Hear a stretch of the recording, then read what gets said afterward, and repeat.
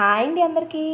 నేను మా ఫ్యామిలీ అంతా కలిసి కాళీమాత పూజకైతే వచ్చాము. ఇక్కడ లైటింగ్స్ అయితే బాగా సెట్ చేశారు చూడండి. చెట్లు కలిపి కూడా మొత్తం డెకరేట్ చేశారు లైట్లు మొత్తం. ఇక్కడ టీ షర్ట్స్ రోడ్డు అటువైపు ఇటువైపు ఖాళీ లేకుండా మొత్తం అయితే పెట్టేశారు. హ్యాండ్ బ్యాగ్స్ అండి, చూడడానికి బాగున్నాయి చాలా.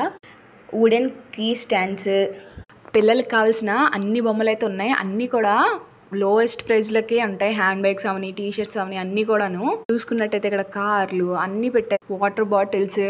ఎవరో ఇక్కడ గుండె మీద అయితే టాటూ వేయించుకుంటున్నారు. అబ్బో చాలా భయం అండి నాకు టాటూలు అంటే. 10 రూపీస్కి ప్లాస్టిక్ వస్తువులండి, ఏదైనా 10 రూపీస్ అండి. ఇక్కడ బ్యాంగిల్స్ అయితే చాలా బాగున్నాయండి. అన్ని సైజుల్లో కూడా ఉన్నాయి. మోడల్స్ కూడా చాలా బాగున్నాయి. మంచి స్టోన్ ఐటమ్ కూడా ఉన్నాయి. వేరే వేరే type bed lights, lighting balloons.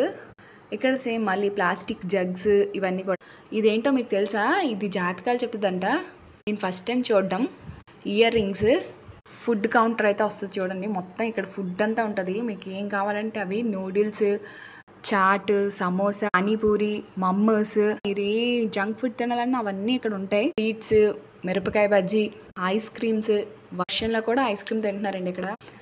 శంఖాలు మీకు చూపిద్దామని వీడియో తీశాను. అలాగే పూజకు కావాల్సిన సామాన్లు కూడా అమ్ముతున్నారు. పాప బెలూన్ పట్టుకుందని వీడియో తీశాను. బాగుంది కదా. శనగలు, ఇంకా పిల్లలకి పెద్దలకి ఎంతో ఇష్టమైన ఈ రంగుల రత్నాలు, ఈ మైకిల్ జాక్సన్లు, దాన్ని ఏంటంటారు నాకు తెలీదు, అవి కూడా చాలా వెరైటీ ఉన్నాయి.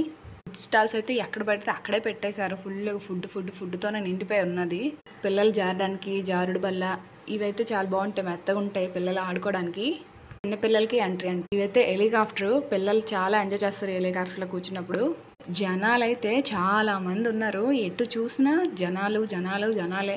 రోడ్ అస్సలు కనిపించట్లేదు. ఫుల్ జనాలతో నిండిపోయారు. ఇదైతే అమ్మవారి గుడి ఎంట్రన్స్. పై చూపిస్తున్నాను కదా, ఇదంతా కూడాను. ఇది ఓన్లీ పూజ అప్పుడే డెకరేట్ చేస్తారు. వెనకాల గుడి అయితే ఉంది, అది ఇంకా రీకన్స్ట్రక్షన్ లోనే ఉంది. నార్మల్ డేస్ అప్పుడు నేను అది వీడియో తీసి పెడతాను.